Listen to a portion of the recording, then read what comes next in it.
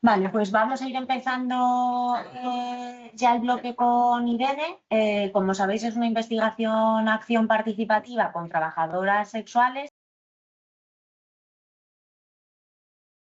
Un tema que puede ser controvertido porque hay diferentes posicionamientos de cara a interpretar el trabajo sexual. Entonces, es una muy buena oportunidad para plantear dudas desde un plano, siempre desde el respeto, para plantear dudas y cuestiones. Rara vez el contexto va a ser así de abierto y así de acogedor y así de respetuosos, lo decimos o lo decimos nosotras, que en más de una nos hemos visto con esta cuestión, entonces sí que os pido que por favor lo aprovechéis. Ir planteando las dudas, las reflexiones, las cuestiones abiertamente, planteadlas, ¿vale? Sin problemas y os pedimos que lo hagáis al final, porque Irene ha preparado una introducción terminológica de cara a responder dudas que quizá de plano se iban a plantear, ¿vale? Entonces, apuntad las dudas y cuestiones y las planteáis un poquito al final de la presentación que va a haber tiempo. Y nada, empezamos, ¿vale? Muchísimas gracias, Irene. Gracias a ti. Pues nada, primero agradecerle a la comisión del máster. ¿Me escucháis así? Sí. Vale.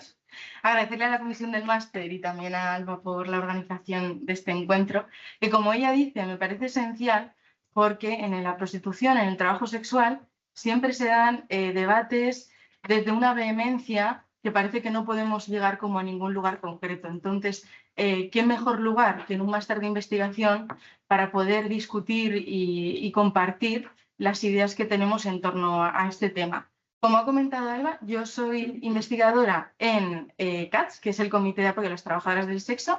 Es una asociación que existe desde 2022 en Murcia, pero también trabaja en Alicante, Almería, Albacete, visitando los lugares de trabajo a terceros de las trabajadoras sexuales, como son los clubes, las whiskerías y los pisos. También hay servicio sociosanitario, hay trabajadoras sociales, médica, abogada, mediadoras. Y las trabajadoras sexuales forman parte tanto del equipo técnico, el voluntariado, como de la junta directiva de CATS. Esto significa que las decisiones, tanto técnicas como teóricas, que se dan dentro de la organización, se tienen en cuenta pues las distintas realidades que atraviesan a estas personas, a estas trabajadoras que están dentro del equipo. Como antes de empezar la investigación, o sea, la intervención, me gustaría un poco saber qué es lo que pensáis sobre algunos términos que tienen que ver con el trabajo sexual, la prostitución, la trata de personas y la explotación, porque el tema del que vamos a hablar hoy es un poco delicado, porque vamos a hablar de violencias y vamos a hablar de explotación dentro de la industria del sexo y vamos a reconocer la existencia de esas violencias, pero vamos a intentar darle una capa, una dimensión un poco más profunda para comprender de dónde vienen estas violencias y qué posibles soluciones puede haber, porque como ya han dicho, la investigación acción participativa está orientada al cambio social. Entonces os pido que escaneéis este QR y respondáis a las 4 preguntas que hay con vuestras propias palabras, si puede ser sin utilizar ChatGPT mejor, porque es anónimo, simplemente es para hacer una pequeña exploración de cuáles son las nociones y las ideas que puede haber en torno a este tema. Cuando respondéis a una pregunta, le dais a enviar y os va a volver a aparecer esa misma pregunta. No hace falta que la respondáis 2 veces, le dais a siguiente pregunta y continuéis así hasta finalizar. Muchas gracias. Han salido respuestas un poco diferentes. En la primera que os preguntaba, ¿cómo definiríais la prostitución? Habéis señalado tanto el servicio sexual a cambio de dinero, como una persona que ofrece su cuerpo, como una persona que vende su cuerpo. Este tema de la venta del cuerpo, del uso del cuerpo, se explica mucho a través de algunas respuestas. También habláis de personas que se dedican a la venta del cuerpo, situación para el trabajo relacionado con el acto sexual para satisfacer a cambio de una cuantía económica. las necesidades o deseos de otra persona, un servicio que dan de índole sexual, intercambio de actos sexuales, venta de servicios sexuales a terceros. Alguien dice, la definiría como una industria de trata de complacer las necesidades de un grupo social, teniendo como principal unidad de acción el trato hacia la mujer. Es decir, hay unas ideas bastante diferentes en torno a lo que es. Se menciona la explotación del cuerpo de la mujer en base a unos deseos generalmente se dice de un hombre, o simplemente la venta de servicios. En el trabajo sexual se utilizan más o menos las mismas definiciones que en la prostitución, es decir, cuando se recibe dinero a cambio de un servicio sexual, o la mercantilización de la práctica del sexo, recibir dinero a cambio de un dinero o propina, ¿vale? Yo creo que quería decir sexo, comercialización del cuerpo humano en el ámbito sexual, ¿vale? Alguien habla aquí de que el trabajo sexual es un desempeño consentido entre dos personas.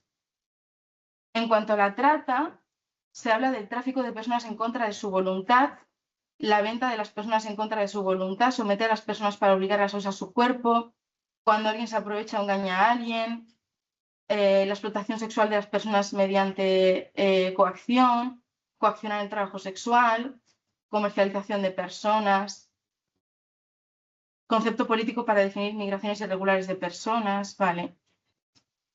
Ahora vamos a hablar un poco de cuál es la diferencia entre trata y tráfico, porque aquí se centra mucho con la migración, ¿no? Con traficar con personas. Y por último, estaría cómo se definiría la explotación en la prostitución o en el trabajo sexual. Y entonces aquí hay más concepciones de juicio, como un acto denigrante o horripilante, obligar a personas a trabajar manteniendo relaciones sexuales cuando dicha parte no quiere, o privar a las personas involucrando de la libertad de hacer con su cuerpo lo que esas personas decidan, es decir, que otra persona decida por ti lo que tienes que hacer con tu cuerpo, o no obtener poder de decisión por parte de las trabajadoras sexuales. Y alguien dice que considera que la prostitución es explotación en sí misma. Bueno, perdonad porque no puedo leer todas las respuestas, pero es un poco para hacernos un mapa de cuáles son las ideas. Vale. Yo os voy a contar las definiciones que se manejan desde CATS, porque sabemos que las definiciones sobre prostitución son muy subjetivas y cambiantes. Nosotras definimos el trabajo sexual como un intercambio de servicios sexuales que son consentidos entre dos personas adultas. Y es la definición que utiliza ONUSIDA. Dentro del trabajo sexual existe una serie de servicios que se pueden dar, que están tanto en la parte online, la prostitución, las líneas eróticas, el BDSM. Es decir, la prostitución sería una forma de trabajo sexual. Hablamos cuando hay servicios sexuales completos. Yo creo que es lo primero que se suele venir a la cabeza cuando pensáis en prostitución. Pero también hay otras formas de trabajo sexual, pues que ahora, por ejemplo, se habla mucho de la parte online. La trata de personas con fines de prostitución forzosa, es muy importante poner esta última coletilla de con fines de prostitución forzosa, porque la trata de seres humanos se da en muchos ámbitos. En el ámbito laboral se da mucho en la agricultura, se da en los cuidados, se da en la construcción y depende mucho también del sector donde se produce. Pero para que os hagáis una idea, el Ministerio de Interior sacó un informe en 2024 donde diferenciaba trata con fines sexuales y trata con fines laborales. Aquí, la trata con fines laborales abarcaba el 70% de las formas de trata. Para mí es muy importante visibilizar esto porque, evidentemente, la trata, en cualquiera de sus formas, es un delito muy grave, pero normalmente cuando pensamos en esto, vamos primero a lo que nos parece como peor o más asociamos, que es la parte sexual. Y es muy importante también señalar que cuando hay trata tiene que haber coacción, captación y engaño. Estos tres elementos son imprescindibles para determinar una situación de trata.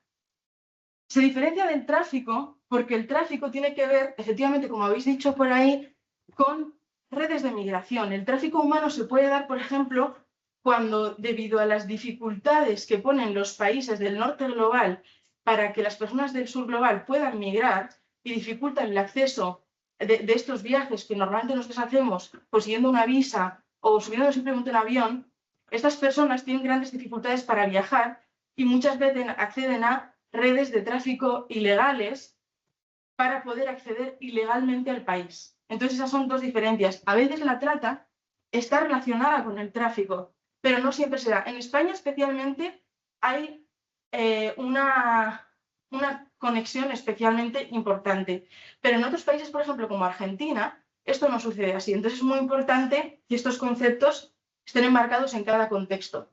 Después estaría la explotación.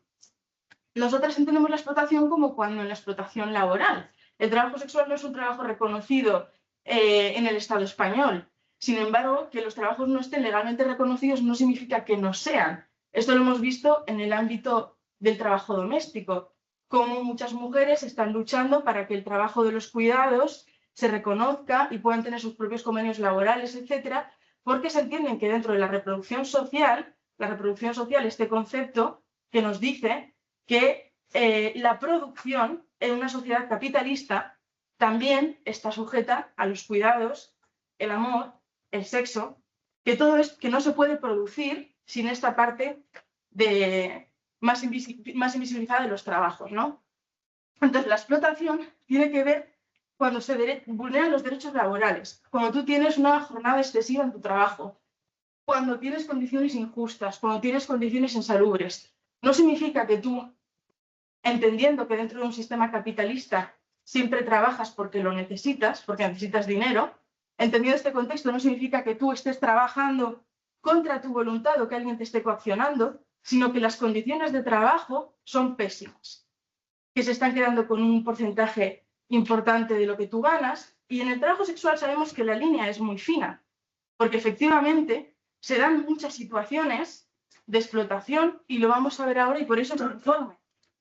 Porque era muy importante, y de hecho en el trabajo sexual, si veis las investigaciones que se hacen en España, casi todas están enfocadas en el trabajo de calle, porque es la forma más accesible de investigación del trabajo sexual. Entonces nos preguntamos, ¿por qué no hay casi literatura sobre el trabajo a terceros? Cuando hablamos de terceros hablamos de personas que obtienen ingresos por el trabajo sexual de otra persona, por el trabajo de otra persona, y esto nos tiene siempre que ver con proxenetismo. El proxenetismo se da cuando existe el delito de la trata de personas o cuando existe la prostitución forzosa. Esto no va de discutir ahora sobre qué modelo sería el ideal para erradicar las violencias dentro del trabajo sexual, que como veremos son muchas.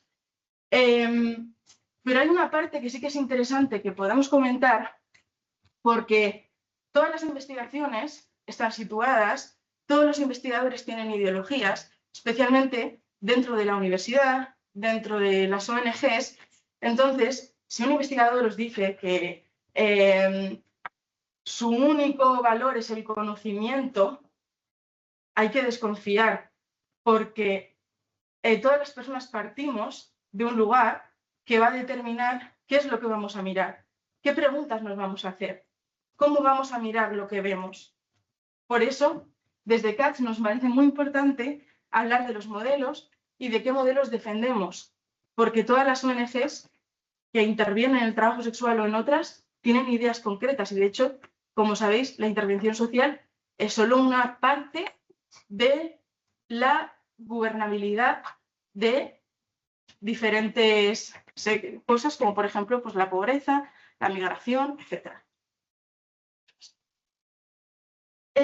He puesto esta tabla que hicimos desde CATS para diferenciar los diferentes modelos que hay. Normalmente se habla también de unos 6, pero estos son los principales, que son el prohibicionismo, el neoabolicionismo o abolicionismo, el regulacionismo y la despenalización. El prohibicionismo considera que toda forma de trabajo sexual es algo malo que hay que erradicar y por lo tanto pone sanciones tanto penales como administrativas, como son las multas, para erradicar esto, y penaliza tanto a los clientes a los terceros y a las trabajadoras. Ejemplos, pues son, por ejemplo, Estados Unidos, Kenia, sí. El neoabolicionismo entiende que le llamamos neoabolicionismo porque el abolicionismo clásico tiene algunas pequeñas diferencias, pero en esencia normalmente se habla de abolicionismo, es básicamente que el abolicionismo primero habla como de quitar esta reglamentación de la prostitución del Estado, y el neoabolicionismo dice que toda forma de prostitución es una forma de desigualdad y una forma de violencia de género hacia las mujeres. Entonces consideran que la forma de erradicar esta violencia es penalizando a quienes lo consumen y a los terceros. En principio, no habría una sanción directa hacia la trabajadora sexual, como es, por ejemplo, pues son las multas, son las penas de cárcel, pero sí hay algunas sanciones indirectas, como por ejemplo en Suecia, la quita de custodias de menores. Esto es una práctica bastante habitual.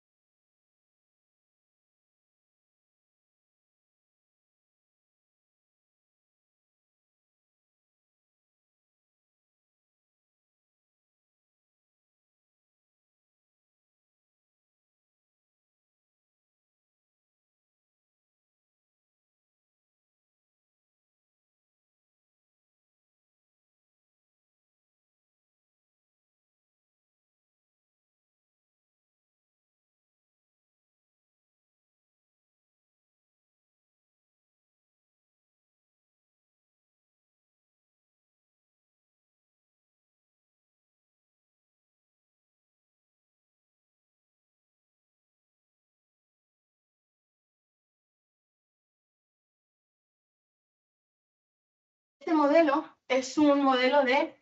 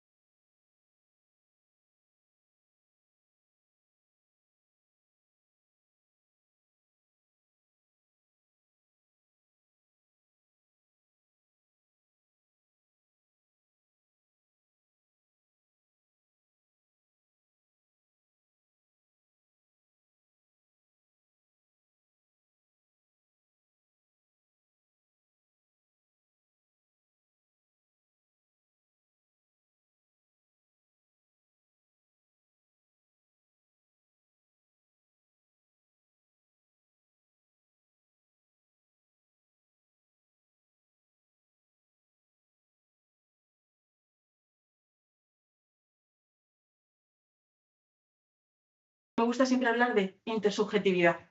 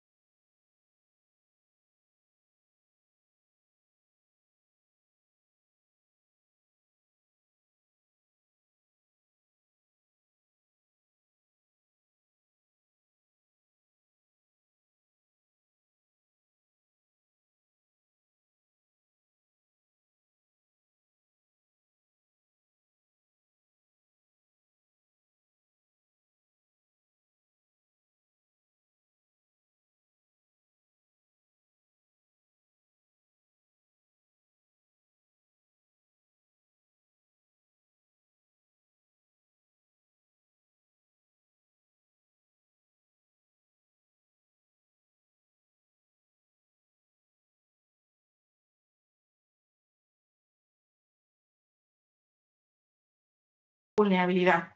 Y muchas de esas personas son personas migrantes que necesitan hacer pues, los primeros procedimientos que cualquier persona migrante tiene que hacer cuando llega a España. Entonces, es muy importante recalcar esto porque este no es un estudio representativo del trabajo sexual. De hecho, pues una cosa que dice mucho Carmen Meneses, que es una investigadora muy experimentada en este campo, es que hay muy pocas formas de hacer estudios representativos en trabajo sexual por la dificultad de acceso a la población, pero podemos hacer cosas para tratar de paliar esta limitación. Sin embargo, en CATS, como trabajamos principalmente con personas que tienen ciertas necesidades, acceso a la salud, acceso a la justicia, acceso a los servicios sociales, pues la mayoría de personas con las que hemos hecho las entrevistas son mujeres migrantes.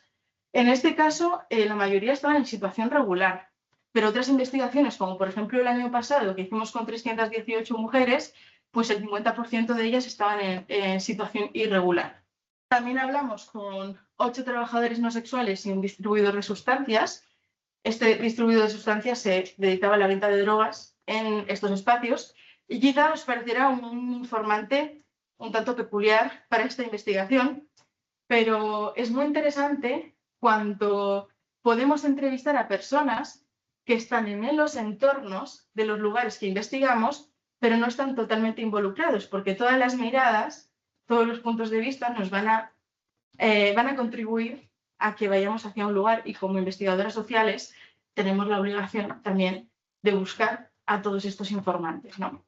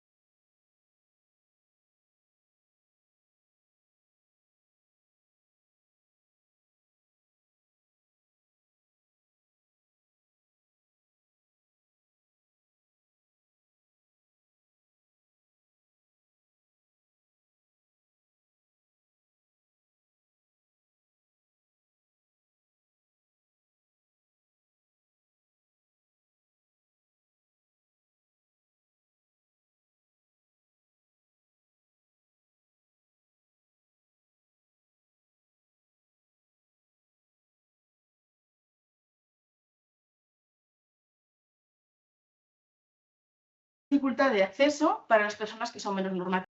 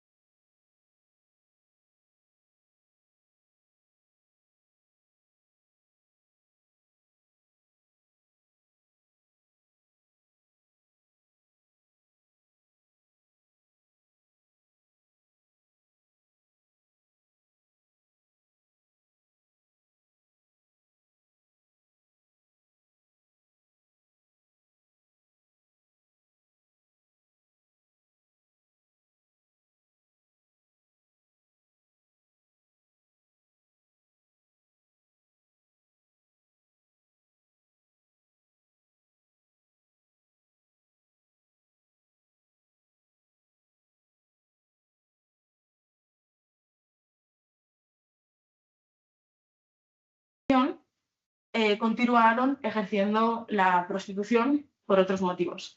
Entonces, también ha habido pues, esta perspectiva que ellas han podido acercar acerca de cuáles son para ellas las diferencias entre estas dos realidades. También las motivaciones son múltiples. Mayor conciliación en el caso de aquellas que son madres, mayor flexibilidad laboral, mayores ingresos, en algunos casos, no en todos, porque el trabajo sexual, como hemos visto, como vamos a ver en el informe, también se da en situaciones de alta precariedad, donde no se llega a como estas ideas preconcebidas que suele haber sobre que muchas trabajadoras sexuales tienen ingresos altísimos, no en todas las situaciones se da. Y también, aunque pueda parecer bastante sorprendente, salida de violencias previas. Por ejemplo, una persona habló de una situación de violencia de género que sufría y que el trabajo sexual pues, le produjo una serie de beneficios para poder salir de esta situación de violencia. A veces también vamos a ver el concepto de la deuda.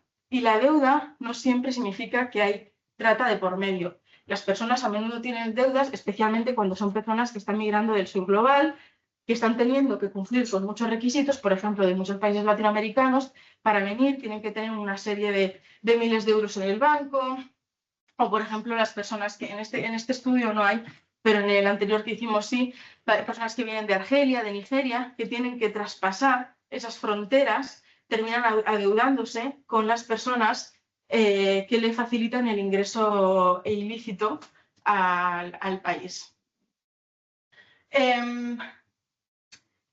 Bueno, vamos a pasar, pero si queréis luego podemos profundizar en esto las preguntas. Lo único que quiero decir antes es que muchas veces pensamos, algunas personas que pueden estar a favor de la despenalización del trabajo sexual, piensan que el trabajo sexual siempre tiene que darse en contextos de independiente o en cooperativas. Es decir, tú puedes hacer trabajo sexual, pero nadie puede beneficiarse del dinero que tú estás teniendo a través del trabajo sexual. Lo que no se dice aquí es que el trabajo sexual, además del servicio sexual, implica muchas cosas. Es decir, tienes que tener un manejo muchas veces del móvil, depende del contexto donde trabajes. En la calle esto no es tan necesario, pero si trabajas con anuncios, tienes que hacerte fotos, tienes que tener un espacio de trabajo, tienes que hablar con clientes. Muchas de ellas decían que se les hacía, no les apetecía estar constantemente contestando a llamadas y que preferían que esta gestión lo llevase a otra persona.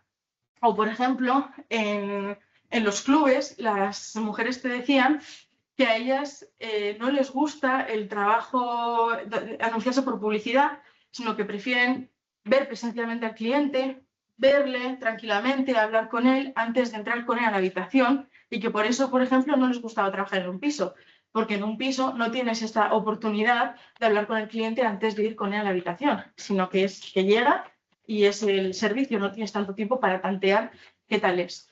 Por eso hay algunas personas que prefieren este tipo de trabajos, y también es lícito que no quieran, digamos, ser empresarias y tener la responsabilidad de todas las cosas que suceden alrededor. Lo que sí que tienen derecho, desde mi punto de vista y desde el punto de vista de CATS, es a poder tener unos ciertos derechos laborales que pongan límites al poder del empresario. El poder del empresario es algo que pasa en todos los espacios de trabajo, porque tú tienes una ageneidad, una dependencia, una voluntariedad con el empleador.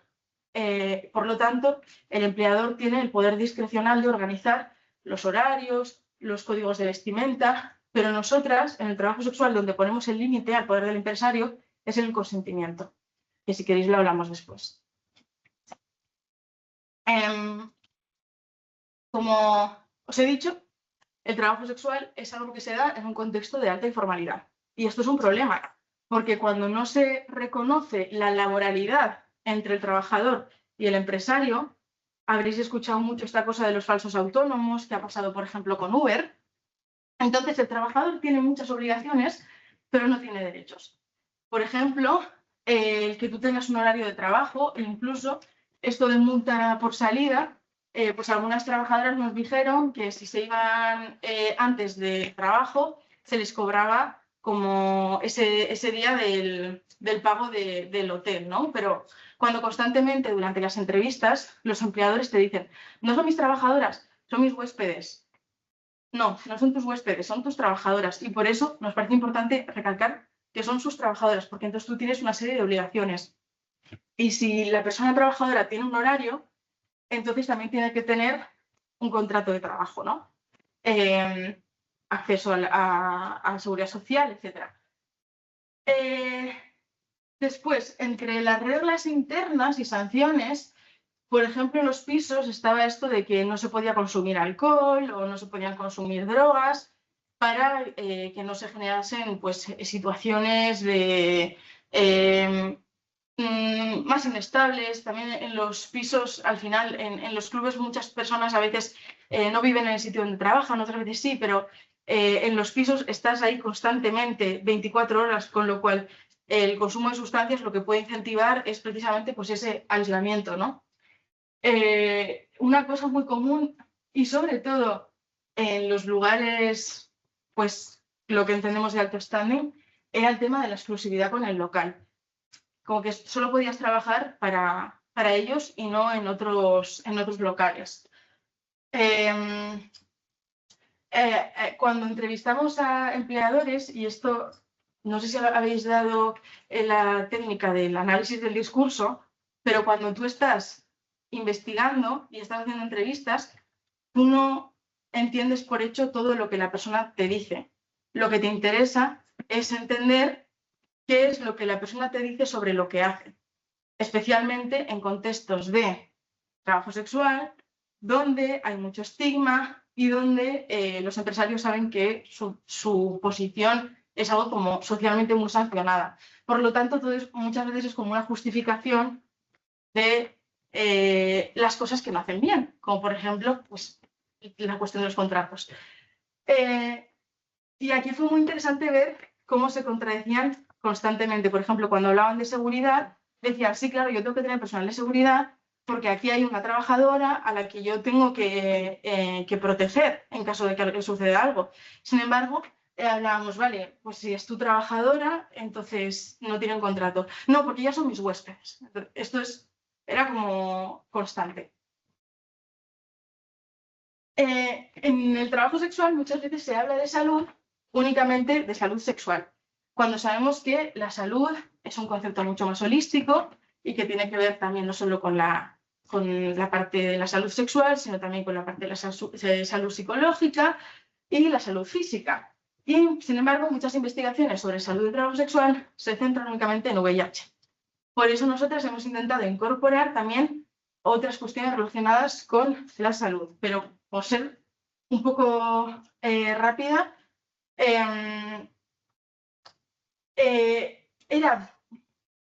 no en ningún caso vimos situaciones donde se obligase a hacer sexo penetrativo sin preservativo, pero en algunos casos sí que nunca es como el concepto de obligación, sino esta cosa de que te insistan para que tú hagas esto y por lo tanto, como tú tienes una dependencia hacia el empleador, pues tienes como poco margen de decisión en algunas cosas como esta cosa del preservativo, ¿no?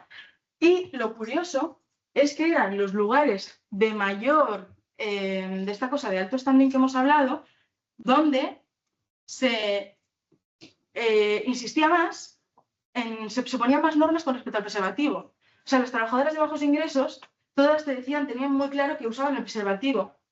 Y cuanto más escalabas en el trabajo sexual, en los ingresos, más condiciones como estas ponían porque más insistencia tienen con la exclusividad del servicio, la satisfacción del cliente, cosas que en otros ámbitos de bajos ingresos no se daba tanto. Pero en cuanto a los servicios de alto standing, ¿no? Sí, de hecho, una trabajadora incluso nos dijo que su jefe llamaba después a los clientes para ver si había estado satisfecho con el servicio, ¿no?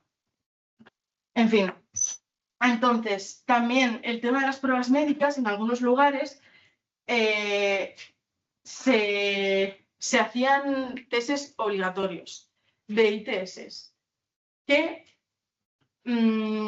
esto es algo que puede vulnerar la ley de protección de datos cuando esos datos luego se lo dan a la empresa y no a la trabajadora.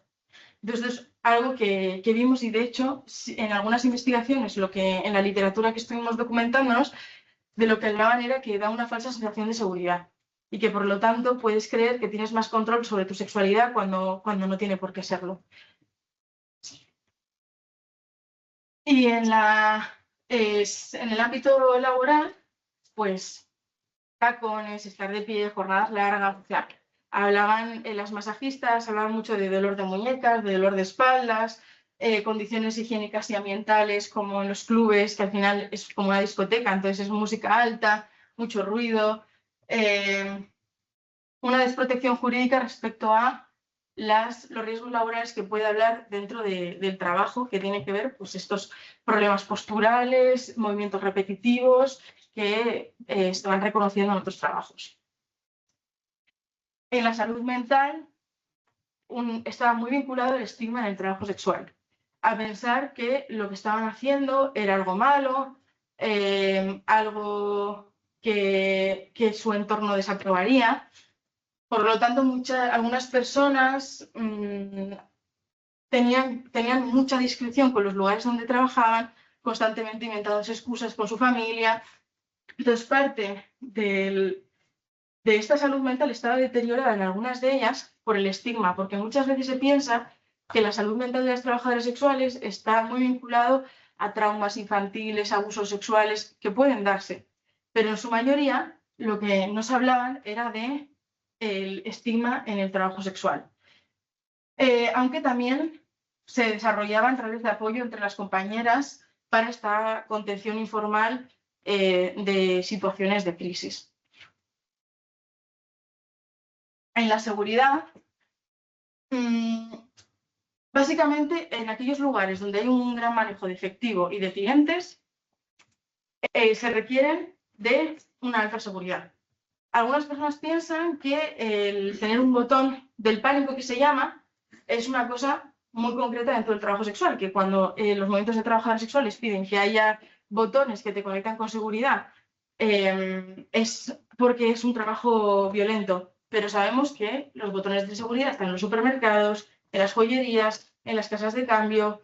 Es decir, los trabajos no son, desde nuestro punto de vista, violentos per se, sino que hay contextos donde se pueden producir esas violencias y puede haber más o menos mecanismos para contener o desincentivar esas violencias. Y muchos clubes tenían algunos métodos como pues, contratar a una persona de seguridad, que esto también lo que hacía era pues, mucha disuasión. Sin embargo, hablaban de que a menudo los clubes pues, son un poco más grandes, ¿no? Entonces, aquellos donde no tenían botones, tenían teléfonos, pero eso no es accesible cuando tú tienes una situación de la que tienes que escapar. En general, habían sufrido alguna situación de violencia donde habían tenido que reportar a un personal de seguridad al menos una vez a lo largo de su vida, pero no eran situaciones constantes.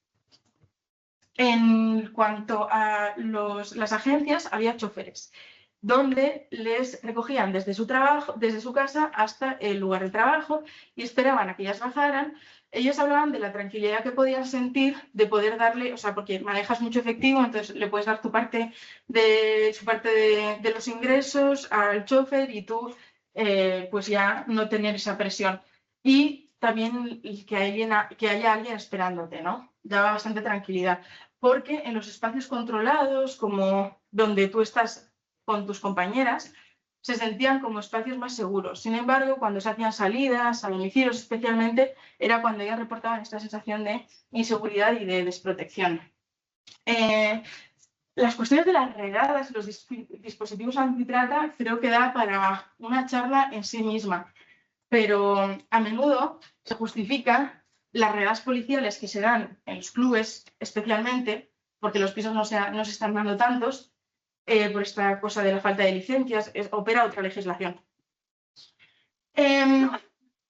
Se dice que es para la detección de la trata.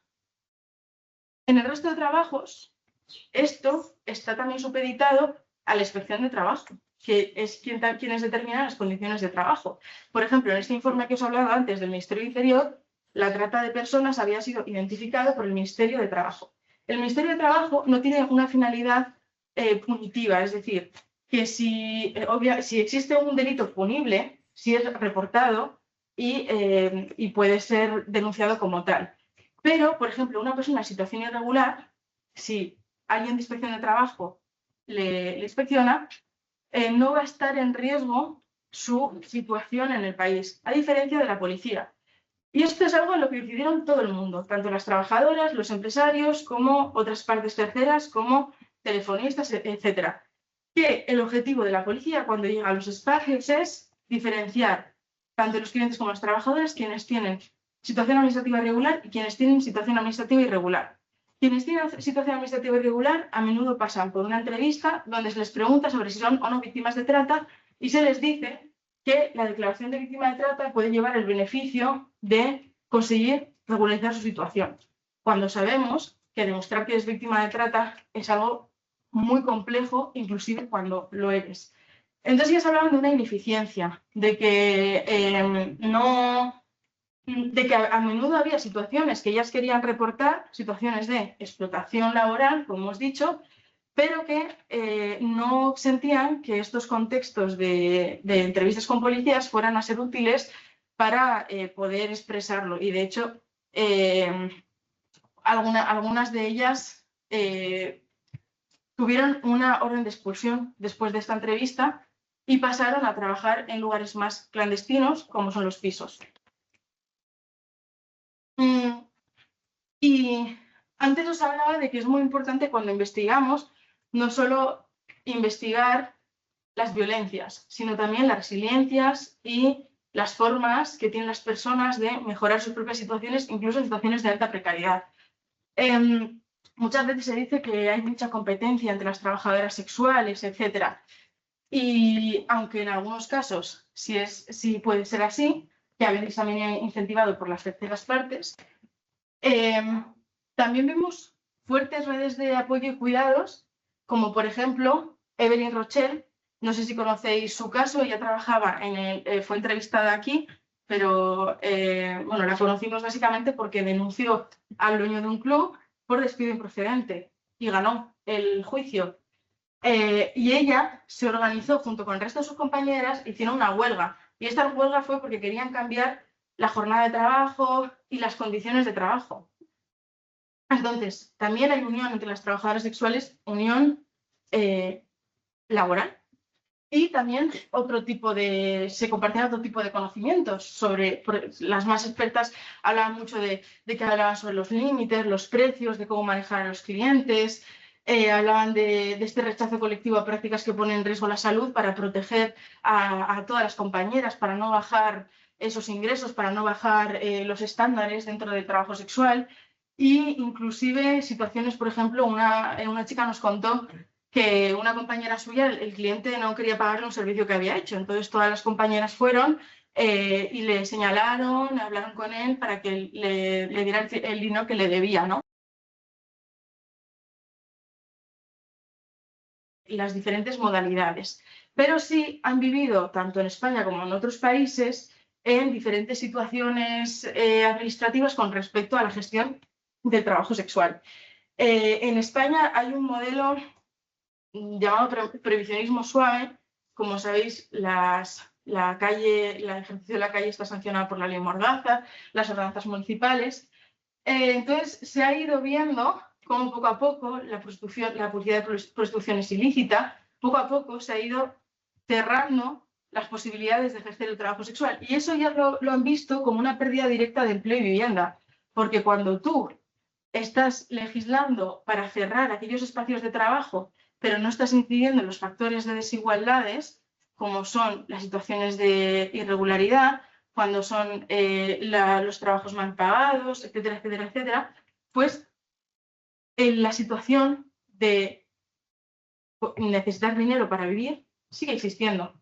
Y para las mujeres, especialmente las mujeres pobres, pues ya sabemos que el acceso a los trabajos están en un mercado informal que muchas veces no son mucho más favorables que el trabajo sexual, ¿no?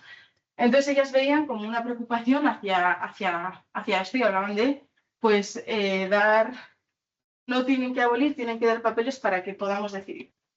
Y no significa que vieran la prostitución como algo bueno. De hecho, la mayoría de ellas pensaban que el trabajo sexual, sí, no pensaban que fuera algo bueno, pero pensaban que era algo que tenían que hacer en otras condiciones. Y en cuanto a sus demandas, la mayoría de ellas hablaban de precios justos, porque muchas vienen, como digo, de trabajar con precios muy bajos, y repartos equitativos, porque creen que el 60 para ellas ya les parecía poco y dependiendo de qué les ofreciese el espacio.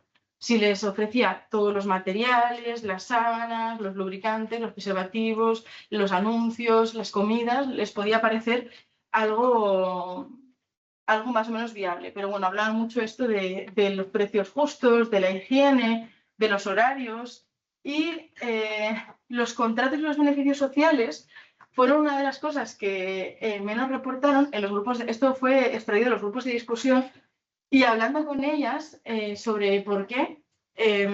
Y es que tenían algunas temor a que en su contrato pusieran que eran trabajadoras sexuales y quedase reflejado en su vida laboral esto, o sea, tenían miedo a ese estigma. Entonces no era un rechazo a tener seguridad social y beneficios que tiene cualquier trabajador bueno, sí, beneficios y también obligaciones, sino más bien el miedo al estigma y el que eso quedase reflejado en algún registro. Las conclusiones las habéis leído.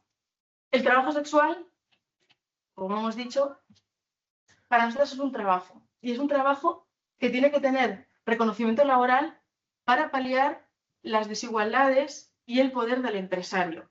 Entonces, el hecho de que el trabajo sexual no esté reconocido como tal, lo que hace es desdibujar esta relación laboral entre el trabajador y el empleador y que los empleadores no tengan muchas responsabilidades para las trabajadoras. Tampoco pueden acceder las trabajadoras sexuales a legislación protectora, como es en materia de protección de datos o de protección de riesgos laborales, ¿no? Como decía también, favorece la actuación policial basada en el control migratorio y no tanto en situaciones de explotación que pueden cambiarse.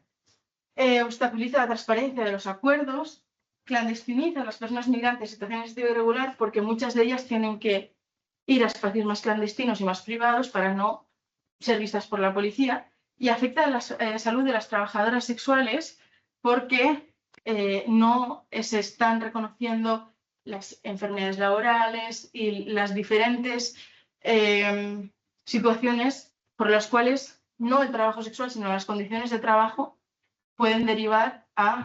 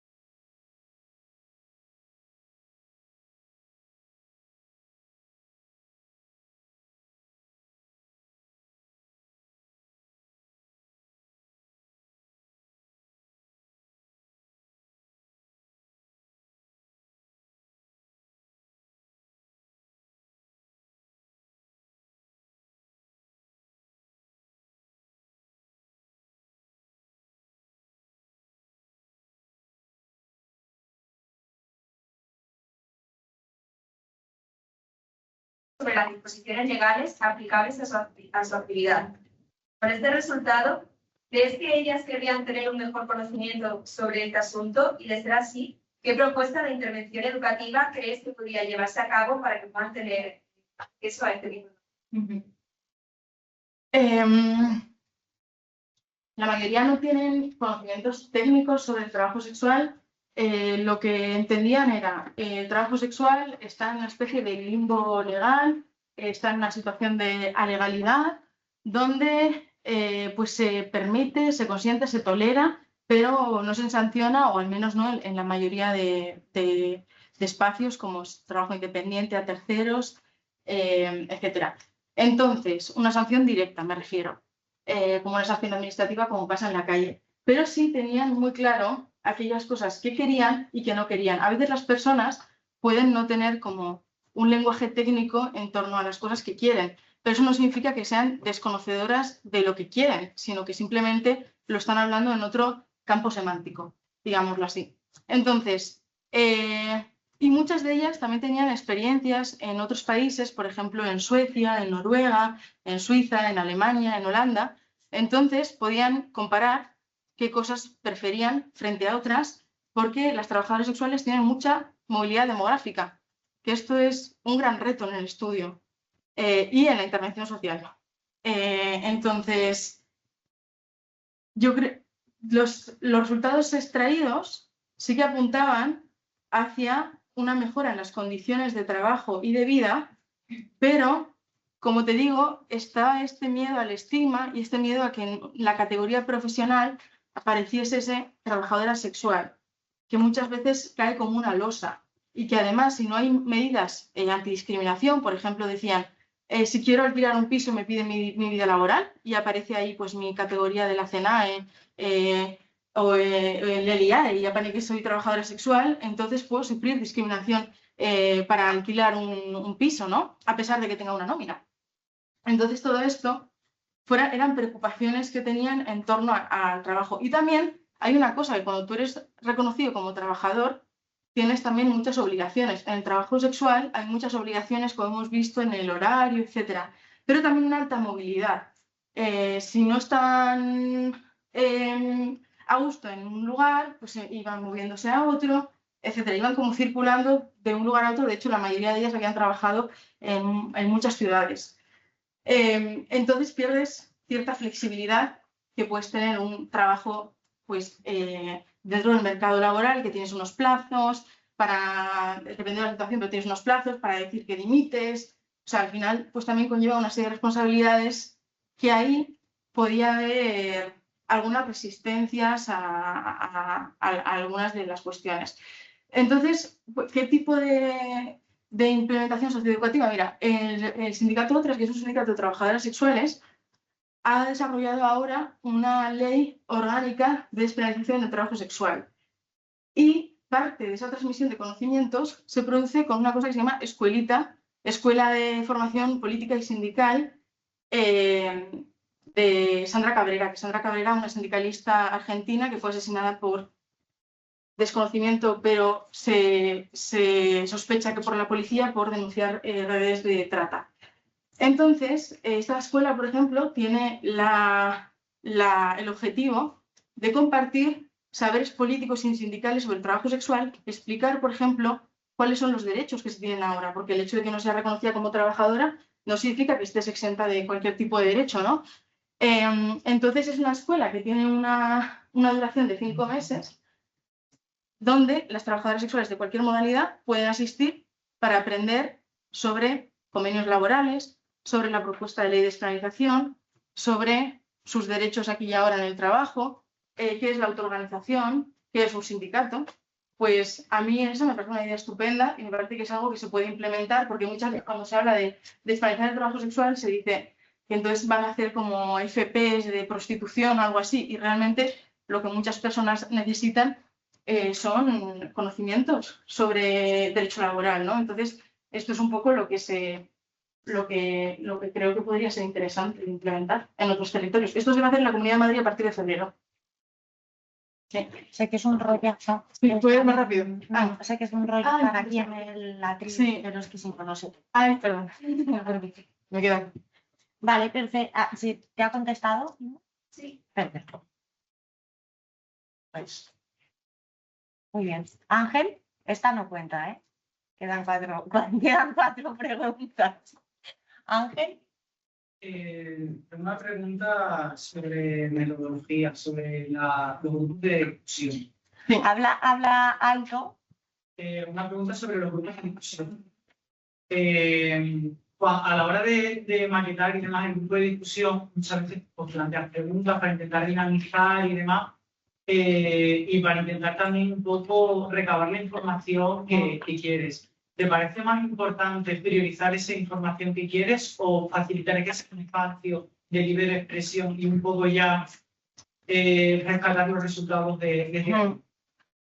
Mira, pero se me te puede levantar. Es que vamos a...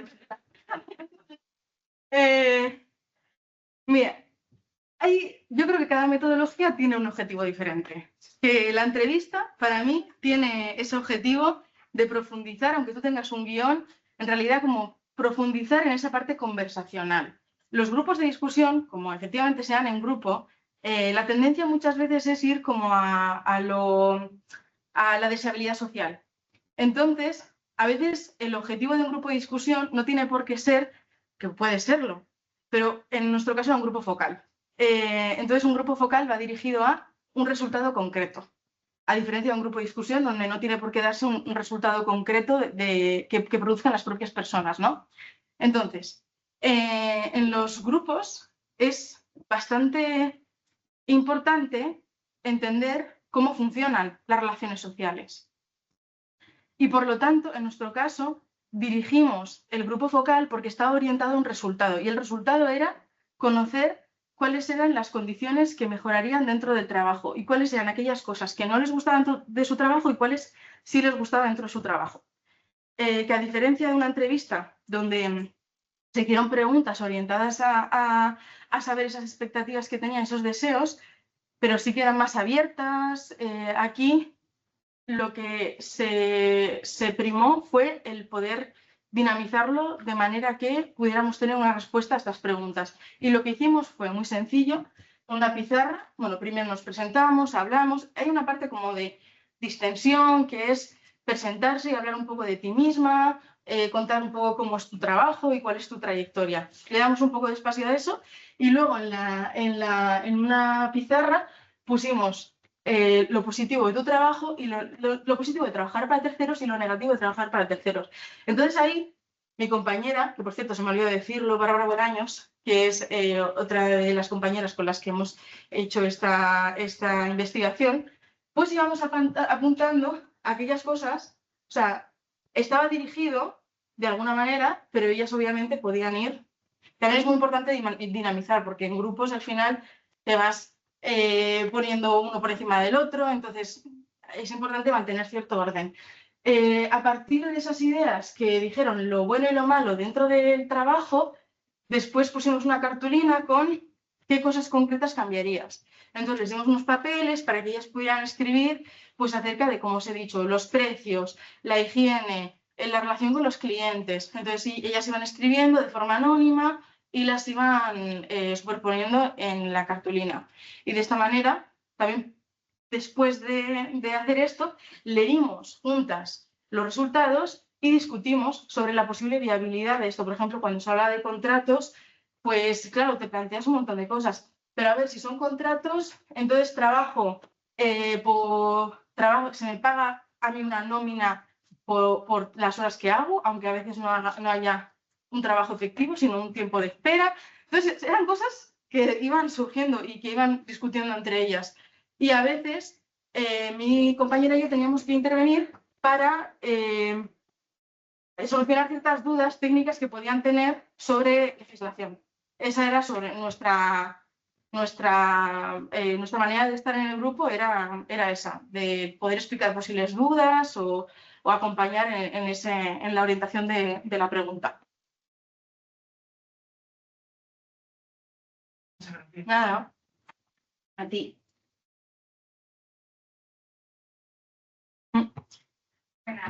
Una cosilla, ¿os podéis presentar a Irene un poco y decir vuestro nombre y así le planteáis la pregunta? Genial.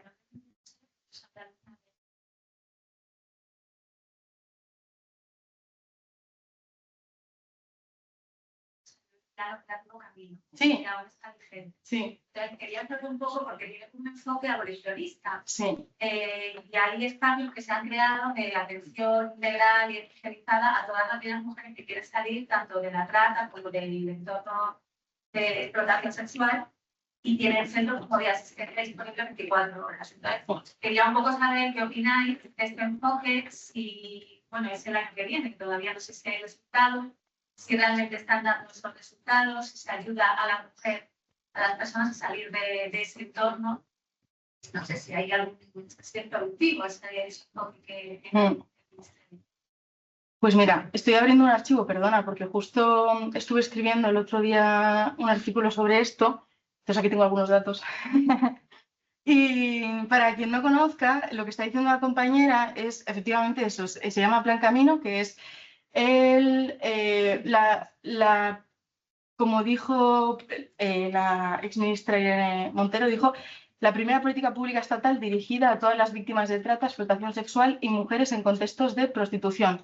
Se dotaron 204 millones de euros para el periodo de 2022 y 2026 y tenían diferentes líneas de intervención, desde la línea de investigación y recogida de datos, que se dieron 8 millones de euros, de la cual salió este macroestudio, que no sé si recordaréis, que se llama Macroestudio sobre la prostitución y la trata, que sacó el Ministerio de Igualdad, Hubo bastante polémica. No sé si saben mucho de ese estudio, si quieres. Pues fue un estudio un estudio cuantitativo que realizó el Ministerio de Igualdad, publicó 2023, puede ser 2023 o 2024, y se basó en los anuncios de trabajadoras sexuales para determinar cosas como cuántas trabajadoras sexuales hay en España, quiénes están en una situación de explotación o de trata, las edades, etc. El problema de la metodología que utilizaron fue que utilizaron el marketing, es decir, la publicidad, como si fuera verdad. Cuando tú pones una publicidad y eres trabajadora sexual, tú no pones la edad que tienes, pones la edad que quieres poner. Las fotos muchas veces son falsas. Utilizaron cosas como nueva en la ciudad. Nueva en la ciudad es una estrategia de marketing para llamar la atención. Entonces, en base a ese tipo de palabras que se iban poniendo, hicieron un estudio donde por ejemplo, dijeron que se tuvieron que retratar porque Ana Redondo decía que el 80% eran víctimas de trata y posteriormente se tuvieron que retratar porque su propio estudio, con un enfoque abolicionista, determinó que entre el 8 y el 15% eran víctimas de trata. Y luego hablaban de 30% en riesgo de explotación sexual y en sus propias limitaciones dijeron que no podían certificar la veracidad de la información que estaban proporcionando porque su limitación era muy grande, te estás basando en unos anuncios. Y en esto invirtieron más de 100.000 euros. Entonces, la línea 2 está centrada precisamente en el desincentivo de la demanda, con 41 millones de euros. Desincentivo de la demanda muchas veces es eso, campañas de sensibilización, que se ha demostrado con muchos estudios que las campañas de sensibilización de putero, eres un violador, bla, bla, bla, este tipo de mensajes no tienen mucho efecto en el desincentivo de la demanda, si es eso el objetivo al que se quiere llegar. La línea 3 está sobre a la acreditación de las víctimas, que son 11 millones de euros, que está como dirigido a la acreditación de víctimas, pues de víctimas de trata, etc. Y luego hay una parte muy interesante, que es la línea 4, que es la que tú dices, que se invirtieron 141 millones de euros a la atención integral. Bueno, estoy mirando los resultados, porque este dinero se repartió entre 5 grandes organizaciones, Médicos del Mundo, APRAM, Cruz Blanca, y tan solo Médicos del Mundo había publicado un informe intermedio en 2024 con los resultados de sus intervenciones. Para mí hay un primer error en este plan, que es plan de salida. Es decir, que las intervenciones sociales estén siempre enfocadas en dejar de ejercer la prostitución. Esto es un problema porque para muchas personas no es un problema de, como os he dicho, de falta de...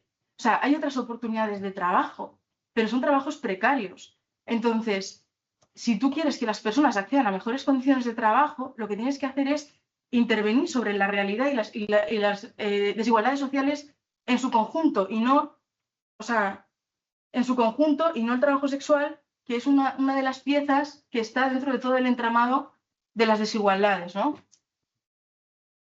Y No sé, lo que quieras, que está el presupuesto. Perfecto. La proyección Sí. del presupuesto. Mira, esta es la predicción del presupuesto, que es lo que os decía. Entonces, se dio el 69% del presupuesto a Médicos del Mundo, Fundación Cruz Blanca, Mujeres en Zona de Conflicto, Proyecto Esperanza y APRAM.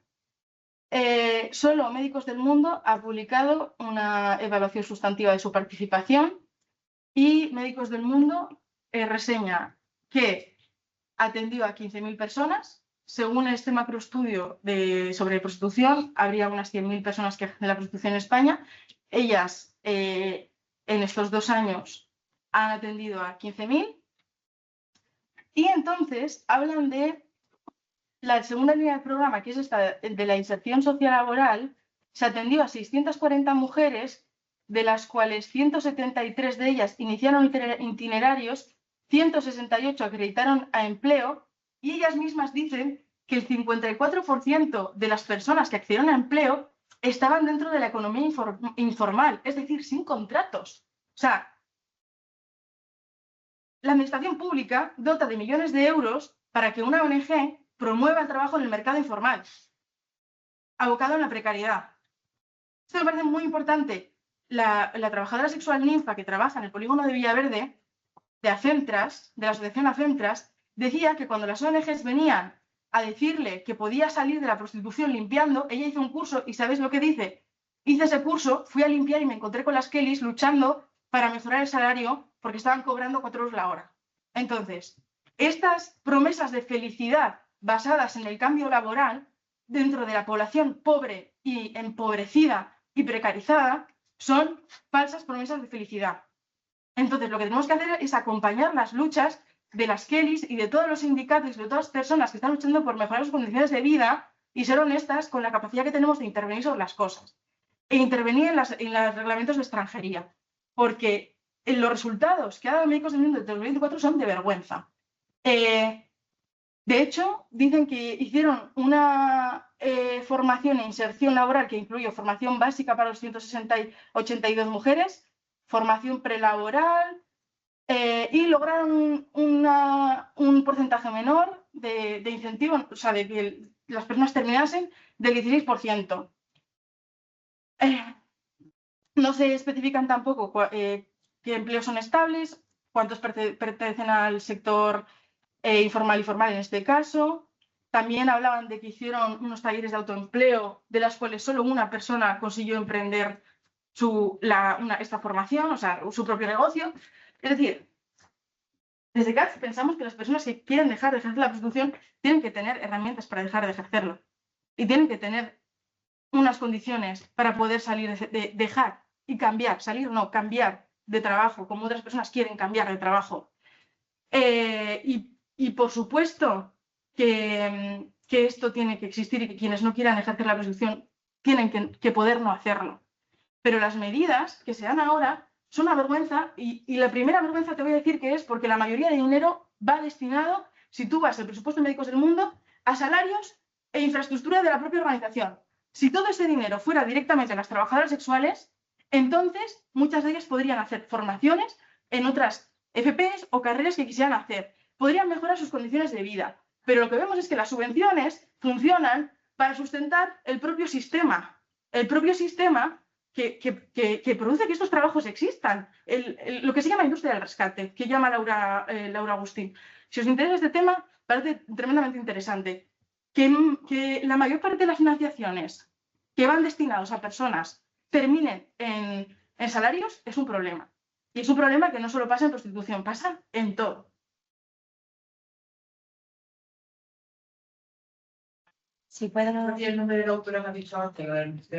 Laura Agustín, Laura María Agustín, y su libro Sexo y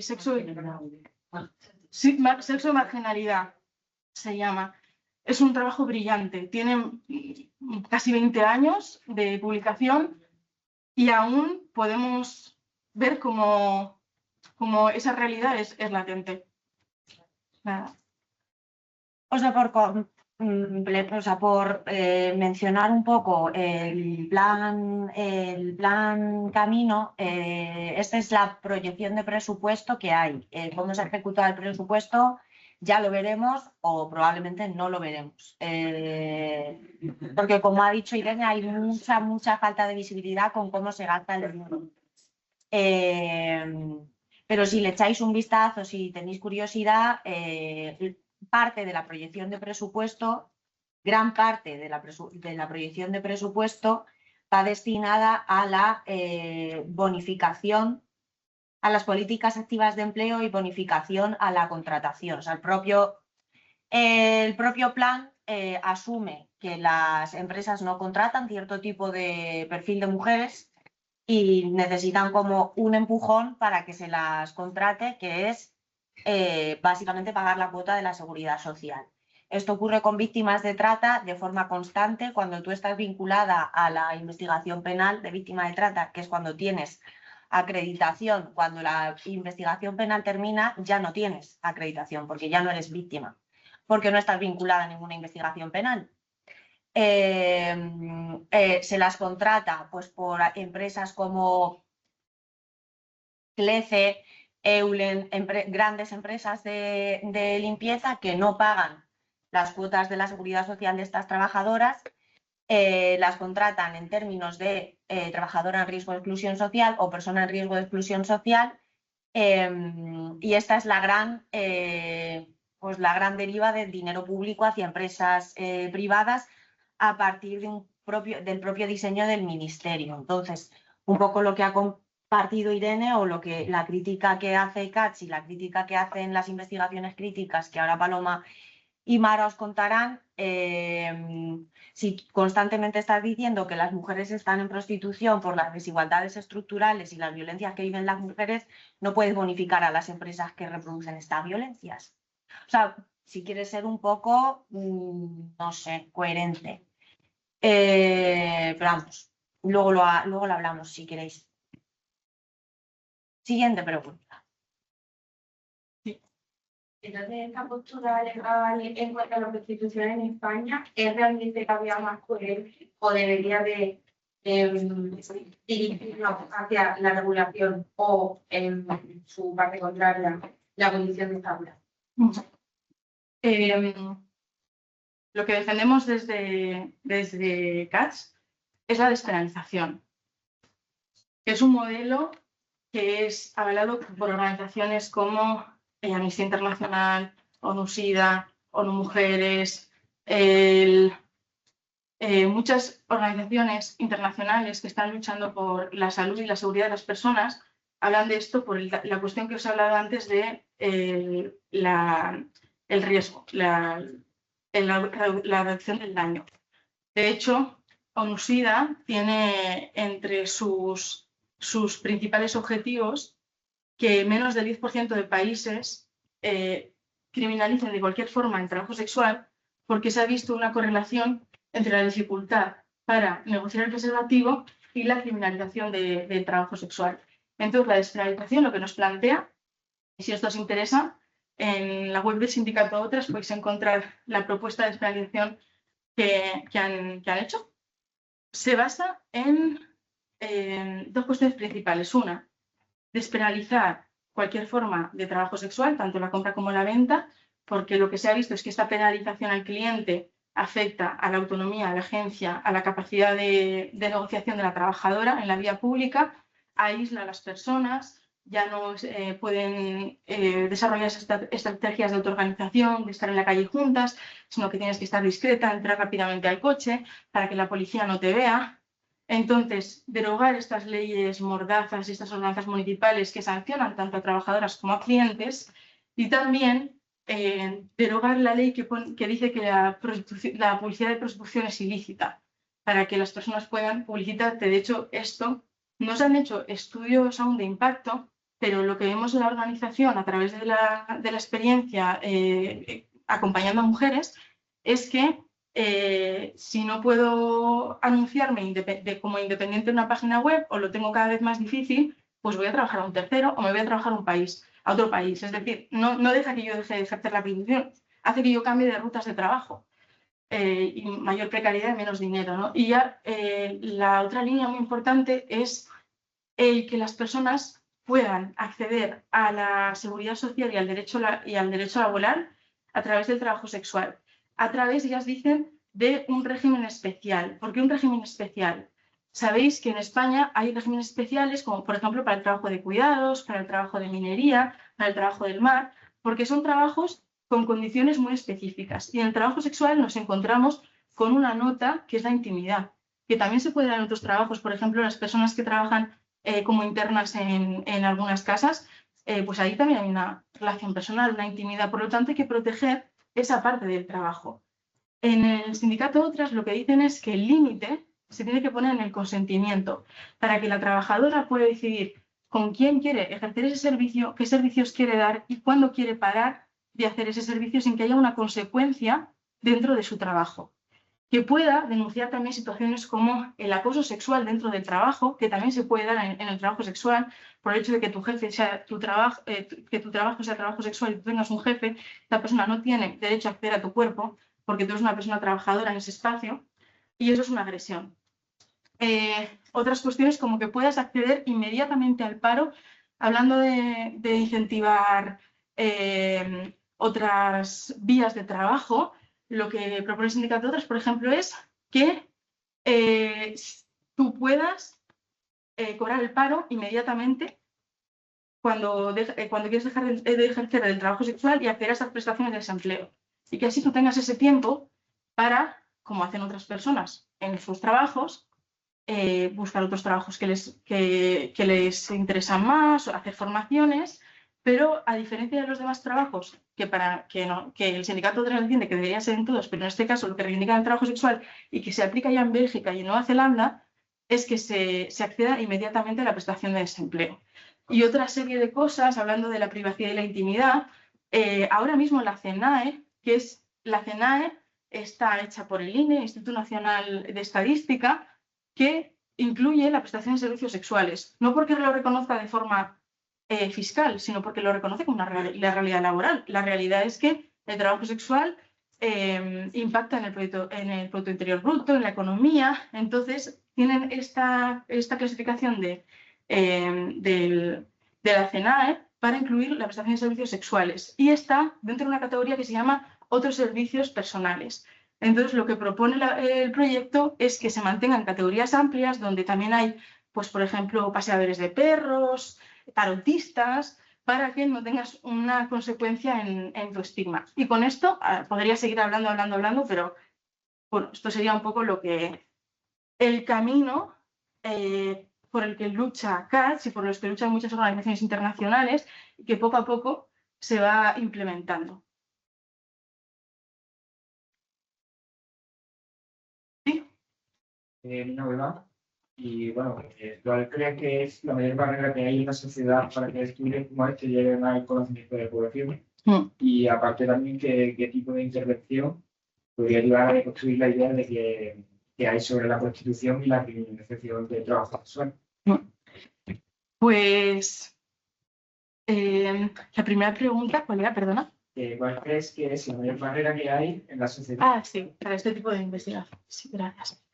Pues, a ver, la primera barrera es la financiación, porque como habéis visto que ha dicho la compañera, el tema del Plan Camino, muchas veces las subvenciones públicas tienen orientaciones ideológicas, como es el caso, o sea, directamente ahí te dicen, es un plan abolicionista. Entonces, ¿a quién van a financiar? A organizaciones abolicionistas.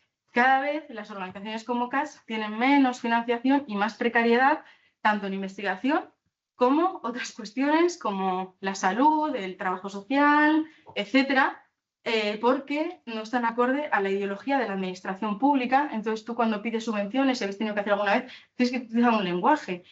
Por ejemplo, esto es un poco más subjetivo, pero las sospechas son que te pueden penalizar por no utilizar la palabra persona prostituida, porque dentro de las luchas pro derechos se entiende que son palabras muy estatizantes y que le quitan la agencia a las personas. Por eso se plantean otras palabras, ¿no?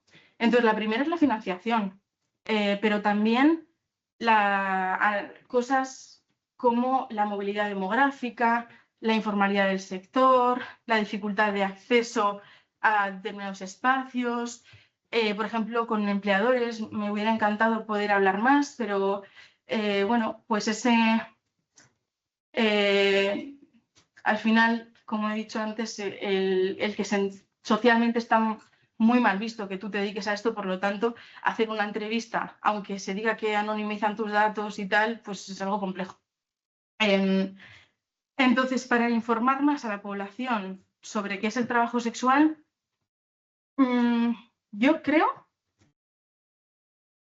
que... A ver, ¿cómo digo esto?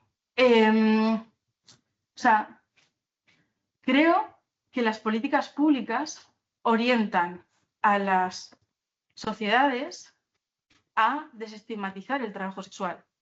Pero no lo es todo. O sea, hay una parte cultural muy grande que viene de una cultura más patriarcal, de la división de las buenas y las malas mujeres.